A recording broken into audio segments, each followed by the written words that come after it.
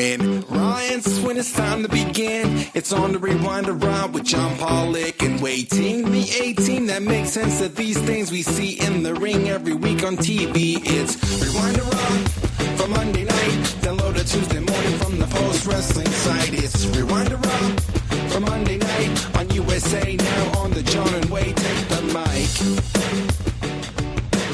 We are here, folks, counting down until Canada Day in 60 minutes. Well, happy early Canada Day, John, and anybody else celebrating Canada Day, wherever you are. Yes, wherever you are, we hope you are celebrating Canada's birth, the U.S.'s independence, or anything else. Maybe you're not celebrating any of this. Maybe it's just the beginning of July, the beginning of a new month. You know what I celebrate at the beginning of each month? What's that? Wai's beautiful graphics informing everybody about what the Post Wrestling Cafe is putting into your ears over the next 30 days. And ladies and gentlemen, if we were to take the Post Wrestling Cafe and conduct a urine test, we would pop so hot. We would not. We would be given a 4-year suspension immediately. That's how positive this month is at the Post Wrestling Cafe. It's the start of our G1 coverage beginning the weekend of July 19th and 20th. We are going to have podcasts coming at you left, right, and center, covering every single match in the tournament over that month. It's a great time to jump on board. $6, and you're going to get all the G1 coverage. This Thursday, Wai and I are going to the movies. We're going to review F1, starring Brad Pitt, Javier Bardem. We're gonna find out how F1 translated to the big screen. I also want to know Wai's live experience of going to the movies. I went to watch it in 4D. Ooh. Yeah. Okay. Do you know what that is? Partially. Did you have to wear glasses? No. Oh. Well, that's only the third dimension, John, okay? Get into the fourth dimension. Oh, was there like wind and water coming at you and stuff? I guess not for this particular theater, but my seat did move, and it moved a lot for this movie, which was I've done quite that before. I think I saw a Fast and the Furious with those. I was not as crazy about them. You didn't like it, really? Well, I'll let you know what I thought. Okay, that's coming up on Thursday. Wai Ting and John Pollock go to the movies. This month, we're also going to be bringing you Rewind Away. Great musical edition last week from Nate, Chris, and Wai going through WWF Full Metal, the album. I will be back later this month. We're going to chat about Vengeance 2005, featuring Triple H and Batista in a Hell in a Cell, along with Sabu against John Cena. The match you never thought you would see on a WWE pay-per-view occurred on this Vengeance card as well. Plus, we have got Ironheart that Rich Van and WH Park are currently in the midst of reviewing, plus ad-free editions of this show and all of our weekly releases, and you get the XL edition of Rewind to Raw, Rewind to Dynamite, and Rewind to SmackDown with all of the news that is fit to discuss. Can I make an executive decision right now? You are the general manager of Post Wrestling, and we do what you wave your magic wand and command. We truly did not have a chance to discuss this beforehand, but those of you who are signed into the Post Wrestling Cafe on any of our paid tiers, we thank you. We also offer a free tier for people who just want to sign on and may occasionally just receive some freebies. Let's put on today's XL edition for free for those of the people who decided to sign on for free. John, you're gonna have to be okay with this decision. I know how big. That's an incredible value. That's so good, man. I'm signing up right now. So postwrestlingcafe.com. You don't have to pay anything. Just sign up for free as a little sample of what's to come in July. Yes. Support Post Wrestling and you get shows like this, and you also get work like the kind that Brandon Thurston delivered to us on Monday. Because, folks, we take this and we put it back into the site. And we got the opinion piece of all opinion pieces from Brandon Thurston. From defiance to dignity, CM Punk's redemptive turn towards nihilism. All right, this kind of caught the wave of the online discourse today. Brandon Thurston, my goodness, is there anything this man cannot do? Just a literary wonder to read this. It's such a good article. It's so good, and it's received tremendous attention from the wrestling space, and deservedly so. Man, some people not fans of it, but that's okay. That's what these pieces are there to generate. It's people that's welcome to the internet, where there's no unanimous decision. All opinions are welcome. I'm trying to think, like, if there, who would you cast to do a reading of this article if you wanted the tone perfectly captured? Like anybody in the world, anyone in the world, any voice in the world. Number 1, AJ Styles. Number 2, Neil Flanagan. Number 3, Loki. Loki. Okay, my number 1 would have been Norm Macdonald. Imagine Norm Macdonald. I would bring Norm back from the dead just to read this article from Brandon Thurston. Oh my goodness. I'm going to see how well this So it's a stirring moment of humility and courage, and CM Punk rose to the occasion, not just to perform, but to reflect. And WWE executives and no doubt Saudi princes were somewhere watching. I didn't know you had Norm within you. I didn't either. I've never done Norm Macdonald in my life. You do Mark Shapiro? Okay. I'm not just, confident and bullish about where that's going. All right, go read this. Neither of us can do it justice. Norm Macdonald can't do it justice, but I thought this was quite the day for the site. We had some great stuff on there, including my interview that I've now put out for everybody with Mark Ramundi, the author of Say Hello to the Bad Guys, analyzing and reporting on the NWO. And Mark worked on this extensively for a number of years, tracking down a lot of interesting names, some really well known and some obscure figures, but the obscure figures are the ones that tend to have like a lot of the interesting details, stuff about like the creation of the NWO logo, which that story made its way onto TMZ this week from Mark's book. But here is a short sample of that interview where Mark talks about the decline of WCW after they were riding high, and a lot of that focuses on 1998. In 98, you saw the creative kind of fell off a cliff a little bit, especially by the middle to the end of the year. And the business is still good, but the creative is not good. So it takes a while for the business to catch up to the creative as far as that goes. And the same thing on the other side. The creative can be really good when you're building it up, and the business is not there yet. So it takes a little bit to kind of establish that credibility with the audience. But Starrcade 97 was kind of the first like chink in the armor where you could see that credibility with the audience start to dissipate, because that was just the debacle. We don't need to even go into that. For wrestling fans, they know how bad that was. But what people forget, John, I think, is that the Nitro after Starrcade 97 was an absolute mess. It was the rematch between Hogan and Sting, and the show goes off the air before the finish of the match. And they don't show the finish again until a week and a half later on the premiere of Thunder as a ratings ploy. And even then, with that, there was no definitive conclusion that the title went vacant.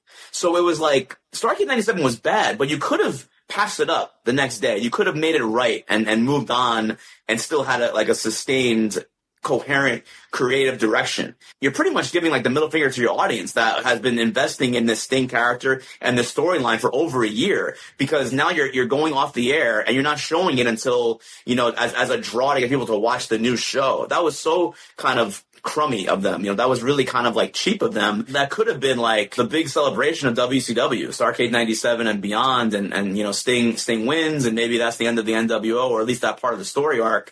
And it just didn't happen that way. It was just so muddled.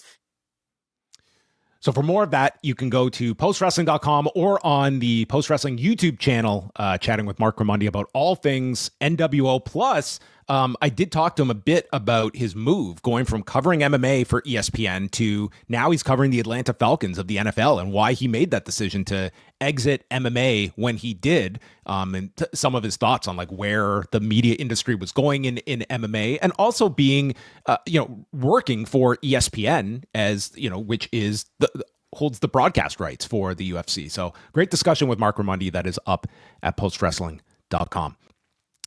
Now it is time to shift on over to Raw, where they were hosting a double taping on Monday night. 13,432 was the WrestleTix latest reported figure. They announced over 14,000 on the broadcast, and they have already wrapped up these SmackDown tapings. So I will warn people at the very end, after feedback, we might go over some news that came out of the SmackDown, but we will do that right at the end and give people fair warning that don't want any spoilers. But tonight's Raw, Corey Graves back in his hometown. So we did get Pat McAfee addressing last week that he kind of just was exhausted. He was burnt out. And I don't blame this guy. That I do wonder about this being, long term, if this is going to be sustainable for him, where, it's remarkable to me that he's been holding up this schedule as much, to going live for 3 hours a day, 5 days a week, and traveling to that night's Raw every single Monday. Like, he's got a young child. Oh man, yeah. Could you imagine, Way? if you threw in a flight every Monday? Going to the movies this afternoon was something that was very difficult to achieve. So yeah, clearly he loves everything he's getting to do, and anybody would only dream of the opportunities that he's been presented. So I can imagine how tough it is to say no, but at some point I'm sure your body, if not maybe your family, will make you say no. So understandable, yeah. Rhea Ripley started the show, and she pretty much just put the whole Raquel thing, like, that's it, it's done. And the way it ended, like the street fight, I mean, it was a pretty decisive win. She said she's putting both Raquel and the Judgment Day behind her, and we've got Evolution coming up, and boom, Io Sky comes out, and Adam Pearce has allowed Io to choose her opponent for Evolution. So she says that Ripley, to be the best, you need this, and she's picking Rhea Ripley. So Ripley says she will stop at nothing to beat Io, and remember, you wanted this. And we have our match for Evolution, and by the end of tonight, we have pretty much like most of this card for Evolution, because we've got 2 weeks to promote this next show. Yeah, we can assume the main event of Evolution. I would say yes, and I think it's definitely a question mark now. If Nikki Bella is even attached to the show anymore, I would guess not, because she, for the second week in a row, was not even mentioned for anything. And we know now Raquel is going to be in this tag match. Mm-hmm. So, and I don't think Nikki would qualify as for any of the other teams at the moment. No, I mean they set up one team on SmackDown, another's an NXT team, and then I guess you do have a Raw team, which Nikki is not in a Raw team. She's not even really a Raw performer, right? Yes. Yeah, so I'm trying to think who even are Raw teams besides Natalya and Maxine. They have to face, that would be it. Well, maybe they qualify right there. Yeah. But anyway, no mention of Nikki or anything so far since the Liv Morgan injury as well. To answer your question, yeah, I would say unless they go with the match that we're going to get announced on SmackDown this week, which is a fairly high-profile match. Okay. I appreciate your. I know you're walking on eggshells, like trying not to mention any. Dude, I take torpedoes. Okay, there's stuff I can talk about anything, but when it comes to spoilers, that's when the arrows come out for me. So in this case, can we make an exception? Like we're just, is it such a big spoiler that like it would affect not really? I mean, it was kind of out there. Spoiler warning. Okay, I'm going to hold my hand up. All right, everybody on YouTube. As soon cover your ears, little boys and girls. Okay, the adults are going to be talking about spoilers. So what is the match? So it will be Tiffany Stratton against Trish Stratus for Tiffany's title at Evolution. Gotcha. So I don't see that being I agree. I think Rhea and Io is the bigger match. So yeah, based on the lineup so far, this is what I think would headline the show. Got it. Okay. Wow, I can't believe that. You just ruined it. Now I got to spend 4th of July. Miserable. Judgment Day is in the back, and this was a very big night for Judgment Day. Dom is confronted by AJ, and Dom pulls out his doctor's note and says, "I'm not cleared." And Pierce has said, "If you put a finger on me, you lose the chance to have the title match." So AJ puts on his cheaters, as they would call them. He puts on his reading glasses. That's what some people call reading glasses. A lot of people thought Punk looked old on Friday. I mean, Alan here, just aged like a decade here when he put these glasses on to read. I think we just saw a new level of AJ Styles. Okay, we've seen regular AJ, or we've seen Lone Wolf AJ, we've seen Ice Bath AJ, which we thought was like, the highest level. He's advanced to an even greater level beyond that. This is super Saiyan AJ with the reading glasses AJ, next level. He looks at the doctor's note. Oh, hell, the doctor says you're a punk ass. And he threatens to beat Dom, who reminds him, I've got a doctor's note. I just explained this to you. And so Dom is, I kind of like this gimmick with the doctor's note, and I'm always down for AJ reading something. So that's what we've gotten. It looks like they're just going to hold off on this. Yeah. I mean, they could hold this off for a while. I don't know if you blow this out off on television, because if not, it's like SummerSlam's the nearest you could do this. Well, the fact that like Dom's still on TV suggests to me that like they're going to get to this sooner than later. But I guess like won't be Saturday night's main event. That's too soon. So it's either a Raw or it's SummerSlam, and I mean you do have 2 nights to do. So like the SummerSlam's a month away. Like I could see that. It's not that far. It's 1 month. Yeah, we're talking 1 month. Yeah, I think AJ's got to keep these glasses. Okay, he needs to work it into his finisher. Like he should get on the apron, put on the glasses, then do the forearm. Like okay, before that he should miss all of his forearms because he can't see, and then he puts the glasses on, and that's when he connects it. Oh, the 4 eyes forearm. I love it. That's phenomenal. Hell. Support for this podcast comes from NordVPN. By now, a lot of our listeners already know about the benefits of a VPN for their wrestling consumption, helping them access cheaper prices for pay-per-views or ad-free programming through international versions of popular streaming services. But the most important benefit of a VPN continues to be its ability to help you shield your browsing. Using a trusted VPN like NordVPN adds an extra layer of protection from prying eyes, preventing your sensitive data from being sold or shared with third parties that may put you at risk of unwanted solicitations or even fraud. You know the link by now, nordvpn.com/postwrestling. Sign up for a 2-year plan for just a few dollars per month and get 4 bonus months through our exclusive offer. nordvpn.com/postwrestling. As always, you can try it with a 30-day money-back guarantee. Stay safe and enjoy all the benefits of a secure internet with Nord. New Day against Finn Balor and JD McDonagh for the World Tag Titles. Kofi offered Balor a pancake. This was a very good match, I thought. Balor gets and the Judgment Day worked this as the baby faces in the match. I wasn't quite sure how this one was going to work, but they just worked it like, it was Balor and JD working for the hot tags and then building up near falls. And man, when they got into the near falls, like it got really heated. We saw JD here with a Asai moonsault to Woods on the floor. And then JD holds Woods in place for the coup de grace. But as Balor comes off the top, JD moves. It's Woods that moves, and JD takes the coup de grace, allowing New Day to capitalize. They hit a midnight hour on Balor for a near fall. Then it's JD with a Spanish fly onto Woods. Kingston is in to make the save. The crowd's just getting into all these teases and saves. Finally, Woods is laid out with a sling blade on the floor. JD hits a moonsault to Woods. Kingston is taken out with the sling blade. Woods eats the moonsault, followed by the coup de grace. Balor pins Xavier Woods, and we have new tag team champions in 12 minutes and 23 seconds. Title change got the big title change pop, and Dom comes out to celebrate with the titles, and by the end of the night, it is confirmed like all the Judgment Day members have titles. Yeah. It was really interesting matchmaking just in the first place, having this match because they're both heels and you're putting JD and Balor, arguably bigger heels on this show, in the position of being baby faces in this match, which was a really interesting choice. One that the crowd really managed to get behind because they were immediately chanting for Balor, almost as if like he never like back in his like NXT days or like, early babyface days. So really interesting.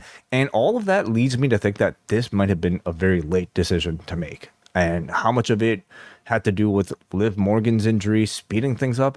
It just makes me wonder. I have no proof of anything, of course, but I feel like a title change like this would have been built up to a little bit more with maybe some interactions between New Day and Balor and JD.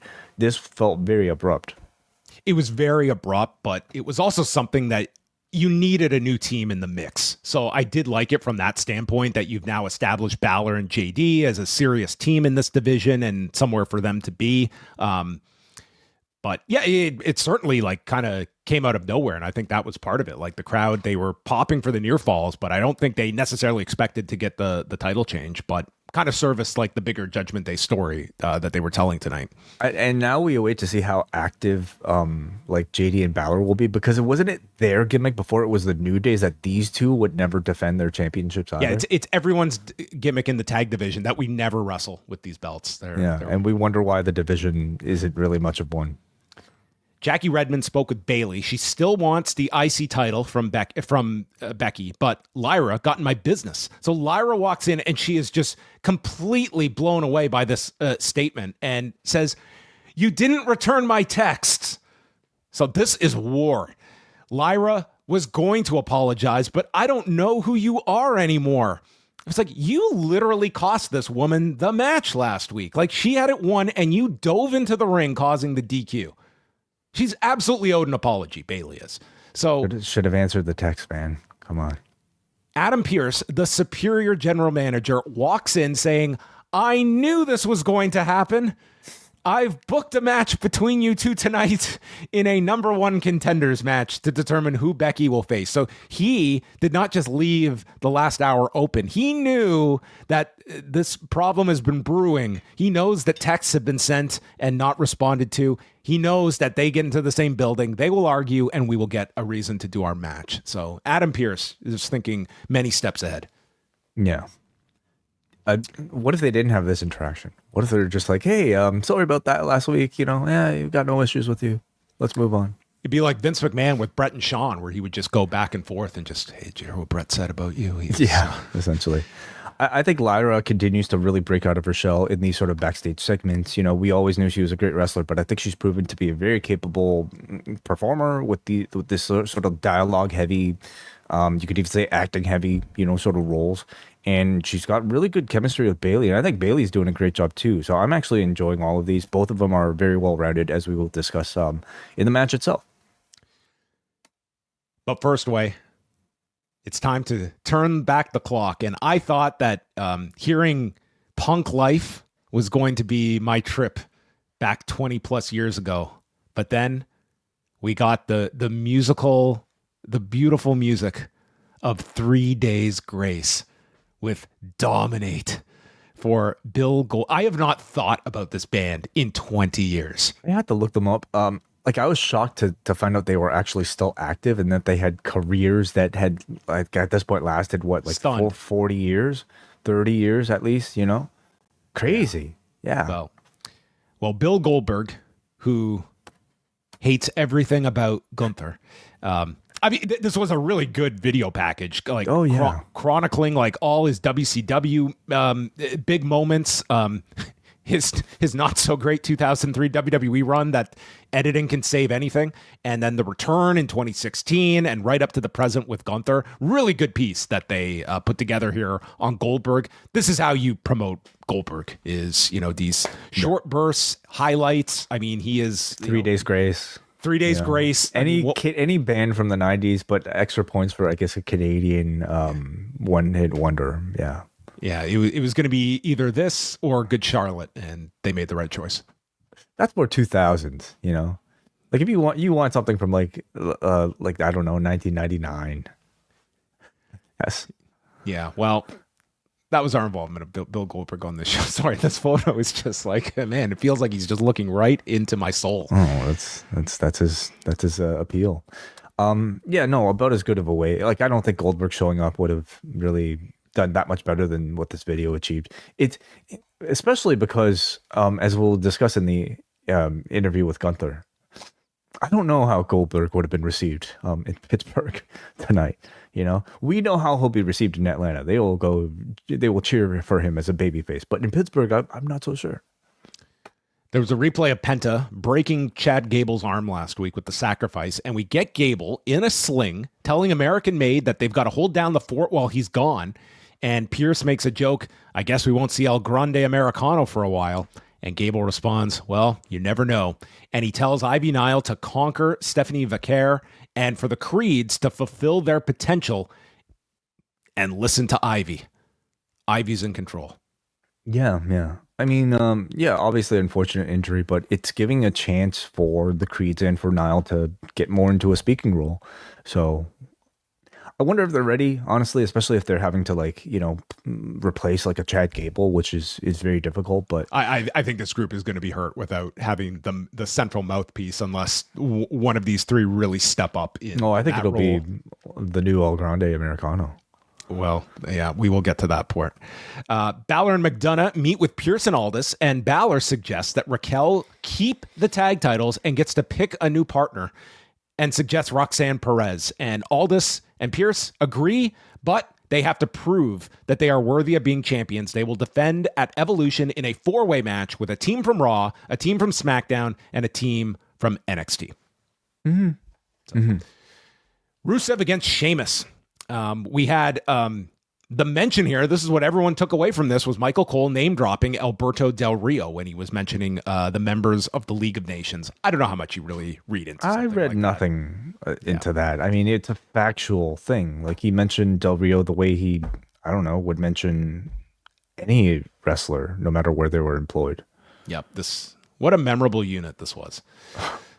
Yes. So Rusev comes off the edge and is power slammed by Sheamus, and they had a very physical match. At one point, Sheamus hit the bombs away knee drop, which Graves even brought up Ray Stevens when mentioning. Sheamus eventually hits the 10 beats, but goes to 15. The brogue kick gets avoided, and it's now Rusev going to attack when Sheamus lands a pair of big knees. And Cole says, "This reminds me of a late 70s match." And Graves says, "In the best way possible." I think he was thinking of some of those WWF slogs at the time. The good matches in the late 70s. No, seriously. Like, what? I haven't seen much wrestling from the late 70s. Like, did it look anything like? I mean, if you're being specific to WWF, I mean, it was, like they were like a heavyweight territory, and you had your occasional decent matches, but this was not a work rate territory. But again, he was being... So just the fact that I think that's what Graves was qualifying here is that, I mean, if you think late 70s WWF, you're not seeing too many classics. You're not seeing matches like this, for instance. But Rusev gets the accolade. Sheamus powers to his feet. They crash to the floor, and he hits Rusev with a brogue kick. Both men break the count, and they fight on the turnbuckle, where Sheamus gets thumbed to the eye. And then with an exposed turnbuckle, Sheamus is sent in sternum first and drilled with the Machka kick as Rusev wins in 20 minutes and 23 seconds. I think Rusev wrestled more tonight than he has in the last 4 years combined. I think that's a safe bet, I guess. Honestly, John, I was a little surprised at how quiet the crowd was for this one to start. I don't know if you felt the same way. They just weren't really reacting to this in the way that I would have expected, like a very clear sort of direction push for this being like a big meat match between like two guys with actual history. I expected just like the face-off between the two to receive a lot more reaction to this, but it took a while for them to even get into a period where it felt like the crowd were actually invested. But they got there. They had plenty of time to deliver like the physicality and I think the intensity that you would expect from here. Sheamus in particular continues to just like show great fire as he has throughout this entire babyface run, and he really just like, well, it might be partially it's due to like just how much sweat he gives off, but he really looks like he's pouring his heart out like into all of these matches, and it just makes you want to like him more as a babyface. Rusev, like I thought was very good. I'm waiting to see more though from him from this run. Like there's still like he's a very strong performer, but there just needs to be like that extra thing that really makes him burst out into like a higher level where he's really grabbing your attention. And I don't know if that's like with the right partner or maybe for further storyline development, but it was a good start, I felt. It's funny, like and this really does shine a light on some of the misconceptions at times, or at least, the exception that goes against the rule is that you're gonna get a better representation of the bigger personalities in WWE, whereas like the wrestling is going to stand out a lot in AEW. And I think that the Rusev character as Miro felt so much more bigger than life and charismatic in AEW that he has shown me none of that here. Like I think that's kind of the case. Like he's just not that over with the audience. He got the big pop coming back, but it hasn't really sustained. It's not like he's gotten off to this great run. And I think like his promos in AEW, that was the evolution of that character in AEW, where he cut these amazing promos, and he's gotten chances to talk here in WWE, but I just have not seen the same spark that I saw in AEW. Yeah, and it just could be that like listen, I mean, to you and I, like we've all basically seen this version of Rusev. We saw it in Miro. He was essentially like developing it back there. So I don't know if it's just because we've seen it that already that this doesn't feel so fresh. But at the same time, I'm willing to bet that most of the WWE audience wasn't necessarily watching AEW, and to them, they're not reacting to this like it's any sort of like fresh thing. And for me, I think I just have high expectations for Rusev, just given like his past successes in, his initial run with Lana, Rusev Day being like as big of a fan connecting type of like thing as it was. This in comparison feels like it's still maybe like, at a level beneath what we believe him to be capable of. Pearce and Aldis then announce a battle royal at Evolution. The winner will receive a title match at Clash in Paris on August 31st. So this might be the Nikki Bella spot. Yeah, that just seems like such a nothing spot though for her in a match like that. But we'll see. They could just announce something quick too. Because like, okay, what do we have so far on the card? So we have. Oh, sorry. What are you talking about? No, I was going through the first Evolution. We got the SmackDown championship match. We have Io Sky against Rhea Ripley. We have Tiffany Stratton defending her title. JC Jane against Jordan Grace for the NXT title. The 4-way women's tag and the battle royal as well. So they're already at 5 matches so far, and right. I think it's a lock that we're going to get Becky defending the Intercontinental title, probably a 3-way. So that's 6. They don't typically do more than 5 for these pay-per-views, and 6 if they consider it a big deal. Well, there's not a chance they're doing this show without Becky Lynch. Yeah, right. So I see that one for sure being added to this. But it does not feel like there's a spot for a Nikki Bella beyond the Battle Royal. Which maybe she wins the Battle Royal. Yeah. I guess that's possible. I don't know. Or she signs with Raw and gets a partner. That's kind of the options. Okay. Jackie is with American Made. They have a lot of work to do, and Ivy will be in that Battle Royal. And then we get El Timu Americano coming in as Ludwig Kaiser has apparently... Well, you don't know that, John. How do you know that? You're right. I have never seen Ludwig Kaiser. And, all of us were Brutus Creed in this moment. Yeah, we'll see. I saw this, and just this visual did not scream home run for me. But what? I'm definitely judging way too early. I don't know. We'll see. I'm definitely judging way too early. I love this. Okay, I mean, they were teasing it by having Kaiser in the background last week, and also in the prior segment. I think it's so ridiculous that they didn't even attempt to find somebody who looks remotely similar in stature to Gable. That I love it. Like, I mean, the initial gimmick was ridiculous to begin with. They've made it even more ridiculous now by picking a German to play an American playing a Mexican. It is great. It's great for Kaiser. Gives him a role. After not really doing anything for months. It does give him a role. I mean, I think it's a very strong role. Now, okay, this is not a strong role, Way. It's strong in that it's going to give him very consistent airtime. Okay, it will give him airtime, period, which is something he does not have. So yes, this is a step up from nothing. It'll give him a lot of airtime, and I think it'll be an entertaining gimmick that will elicit like strong reactions and will remain in people's minds if they book him, well enough. So, and who doesn't want to see some matches between Kaiser and any of the luchadors? Yeah, I mean it's something for the guy. Yes. Gunther comes out. You remember Gunther and Kaiser used to be a pair together? Yeah, I did. They've gone their separate ways. Yeah, I wonder what Gunther thinks about this. I would love to know his thoughts. He comes out. This guy is like the most underrated promo. We had the Sami Zayn attack in the back. Oh, yes, because Jackie runs towards Zayn to get in a word, but before she can, Zayn gets attacked by Karrion Kross. He yells, say it. I think we are building towards a say it match. A say it match. Yeah. Like an I quit match. Instead of I quit, you've got to give the long sentence. Karrion Kross was right and I'm a liar. I'm a That's all you person. have to say. So he takes him out with a pipe, and so Zayn will be compromised going into tonight's main event with injured ribs. And probably we're going to get more of Zayn and Karrion Kross. I don't think I need to see the match again, but I mean, I saw plenty of positive response to the match as well. Kross is very popular, yes. Gunther comes out. He says that Goldberg's video tonight summed up everything, just like his matches. 3 minutes. He says he's not afraid of what is left of Goldberg. As a 58-year-old man riding out his career on his coattails, he is not capable of beating me for the title. I'm very capable of beating him in under 3 minutes, but I'm going to take my time. I'm going to blow him up and embarrass him. This is the best storyline for a Goldberg match. I'm going to wear you out and Mark Coleman you.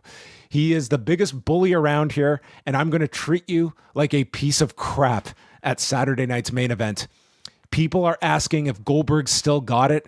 I'm going to expose that Goldberg never had it. And then I will beat him and ask who's next. And boom, like clockwork, out comes Seth Rollins with his new custom briefcase that will, how much will this be going for? $60, $70? $3,000. Sure. Him and Heyman come out, and Gunther says, you guys traveled a long way to achieve nothing in Saudi Arabia. Rollins says, we didn't go there to cash in, but I said I will never allow CM Punk to be champion. And the crowd starts chanting for Punk. Rollins says it's an all-out assault on both titles and congratulates Gunther. CM Punk races down to the ring, and he attacks Seth, and Rollins, with the good old thumb to the eye, and runs away as Punk calls him a coward. And then Punk gets into it with Gunther and shoves him down as Rollins is left. And as Rollins is in the stands watching all this, he gets jumped by LA Knight as they fight into the concourse. And wouldn't you know it, Seth takes a drink to LA Knight's eyes. So just go for the babyface's eyes, okay? When in doubt, whether you're Rusev, whether you're Rollins, it's the easiest way. Well, that used to be Rollins' gimmick. What, throwing shit in taking people's eyes out? That's right. Yeah. I mean, he's definitely doing a more PG version of it now. Yes. Maybe that's what this is building towards, maybe. Eye for an eye. Yeah, maybe. So, yeah, a lot happened in this segment of setting up various directions. The key one being Punk and Gunther. Like, that was not done for no reason. Very interesting. So Punk fails in one championship attempt and likely to get another. Yeah. Yeah, well, they set up a lot here. I mean, the push at the beginning was for Goldberg versus Gunther, of course, but then you have Rollins versus Gunther as a tease. Now, what's notable about the Gunther Goldberg promo? Man, Gunther was cheered for every threat he made against Bill Goldberg. He had a great promo. I mean, he had some great lines in here. I mean, Punk could have taken notes here from, Gunther didn't come out here and rap and look like. I also think like there's a very large section of the audience who sees like at this point somebody like a Bill Goldberg coming in and just being a very undeserving like participant on the show, being put into like this sort of situation, and that is baby facing somebody who has earned his spot through merit, like a Gunther. And listen, this is not going to be any sort of issue for Atlanta because it'll be Atlanta and they will go crazy for Bill Goldberg's last match. But it just made me wonder, like, if the sentiment shared tonight in Pittsburgh is more reflective of like the general audience's feelings towards this Gunther Goldberg match. I don't deny like that does seem to be a sentiment. I mean, at the end of the day, like it's a TV match, but they decided to put the title into this program where they felt that was going to elevate this match. But there is that aspect to it. Like you wouldn't have any of that if this was just these two straight up in a match, but they went this direction.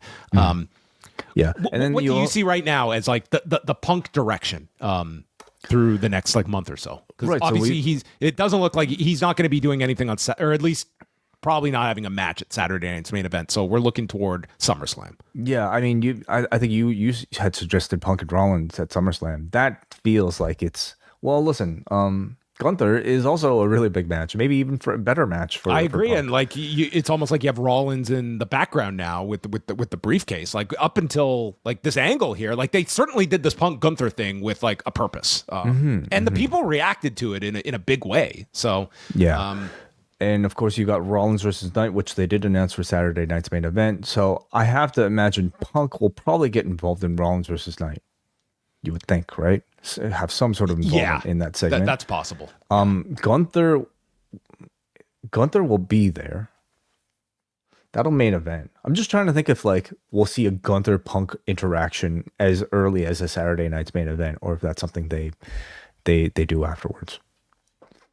It's definitely possible. Like that is a way that if you had Gunther retain the title, rather than ending the show on a downer of Goldberg losing, it's Punk coming out at the end of the show, going face to face with Gunther, and you at least go off the air with like a big tease of something. Punk defending Goldberg, the biggest Bret Hart fan defending Goldberg. That'll be interesting. Oh boy, maybe Bret shows up for the retirement.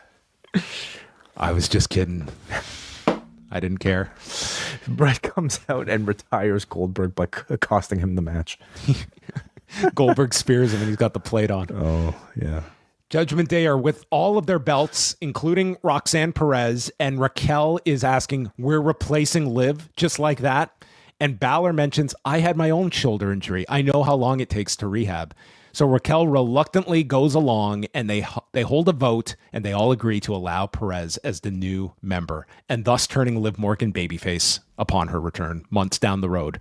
And Perez, even Dom had to. No, they all had to be reluctant. But Dom said allegedly yes when he was forced to vote. He wanted to abstain. But Perez at the end says, I just want to help everyone while Liv is gone. And as she stares at Dom, says, I'll do anything. Perez is great in this role. But yeah, this is kind of rejuvenated Judgment Day. And you've got all the belts on them at the moment. And yeah, it makes me wonder, like, this was clearly, obviously, always going to be the direction with this Roxanne, Finn Balor thing, right?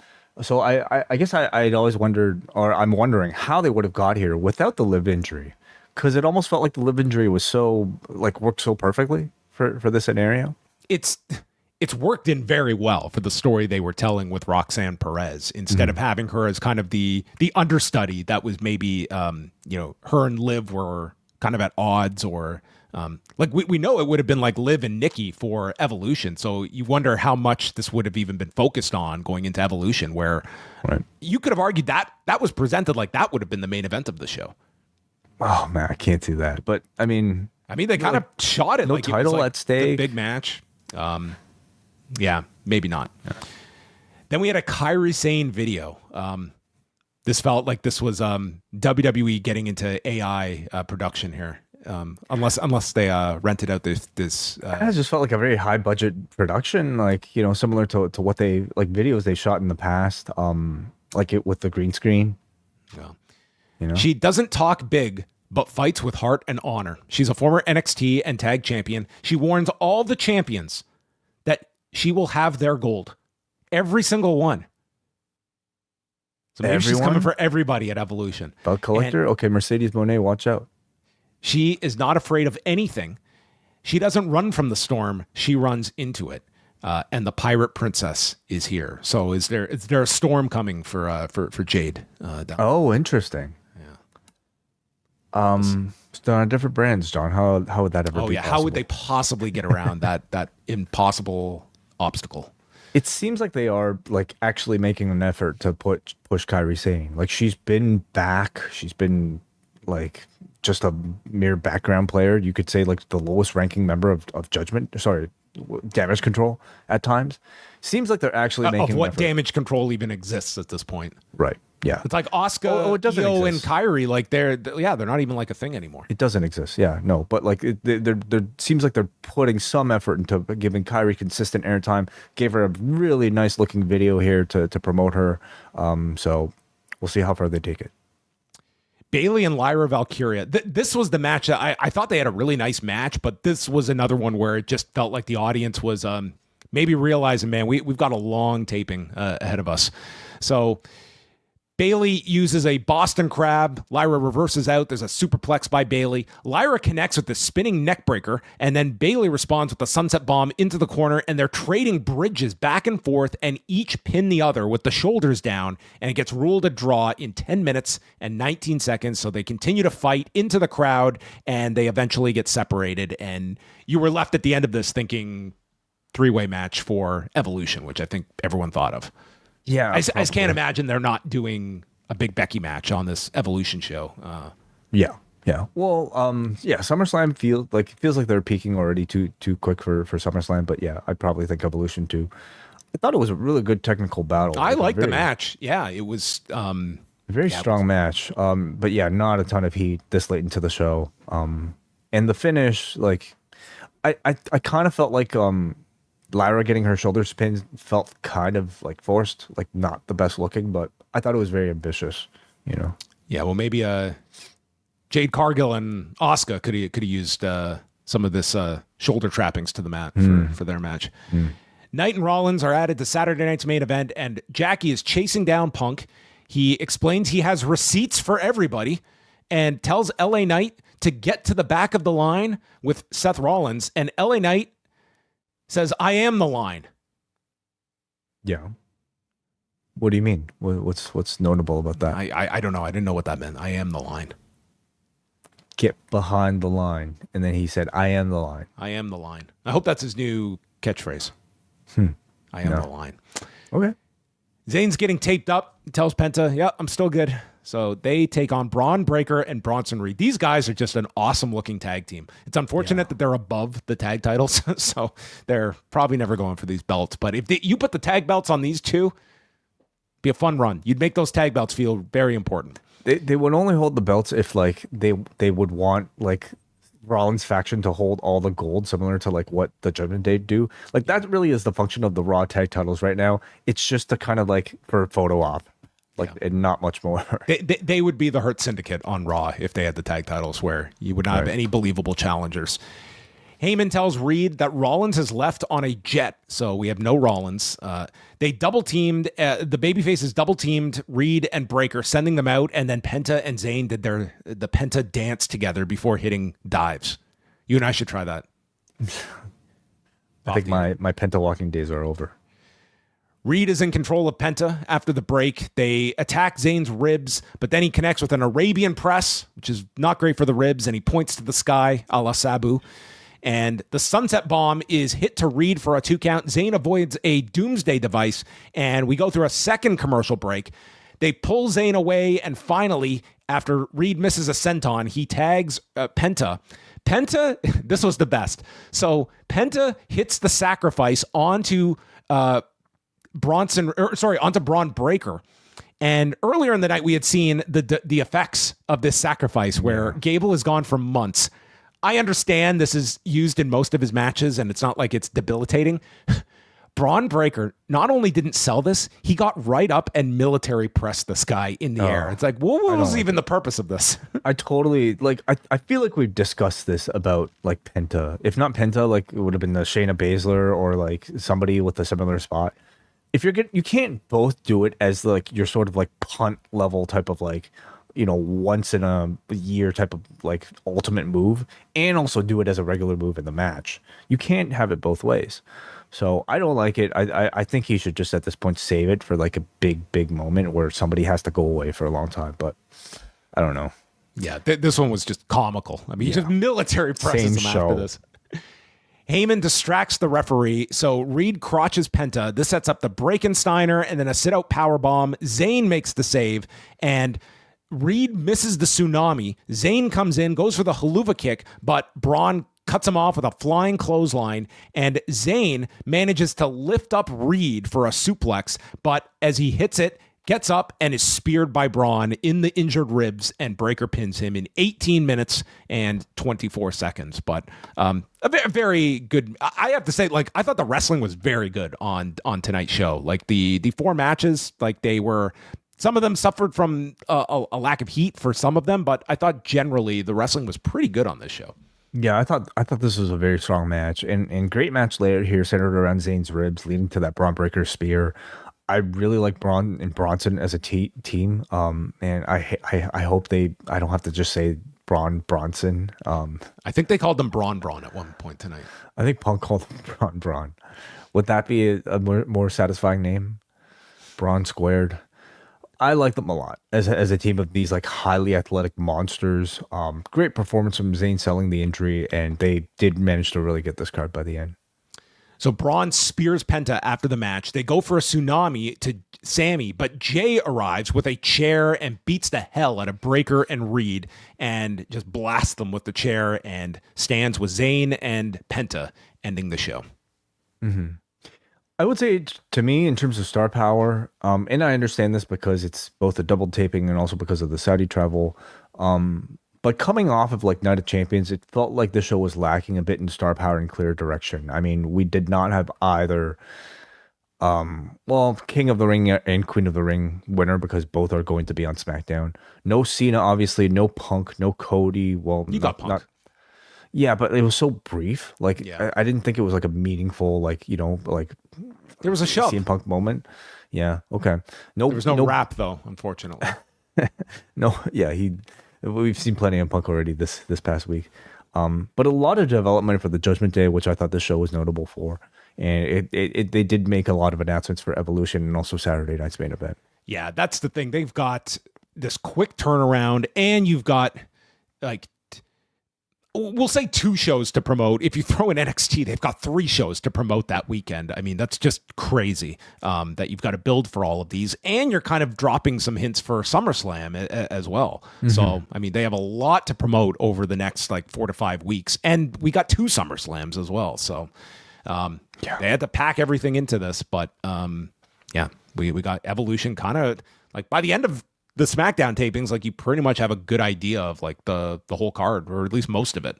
But there you go. That was Raw, coming off of Night of Champions. And could you imagine this crowd in Pittsburgh at the end of this tag match? Could you imagine if they had a 3-hour SmackDown ahead of them? I mean, it wouldn't have been 3 hours, but but I don't know if you're getting through that in like what, 2?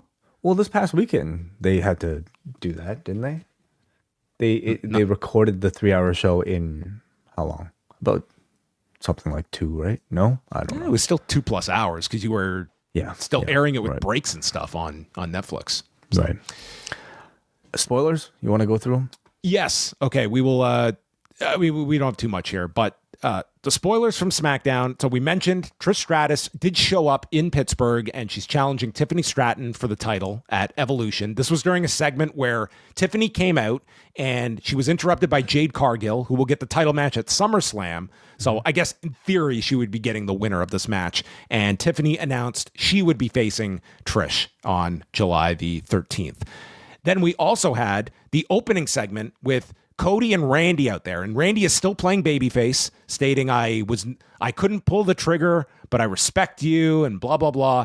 And Drew McIntyre made his return during the segment, mocking them for respecting each other, and it ended with Drew taking an RKO and Randy versus Drew announced for Saturday night's main event. So we have 3 matches for Saturday night's main event and 3, 4, 5 matches for Evolution so far.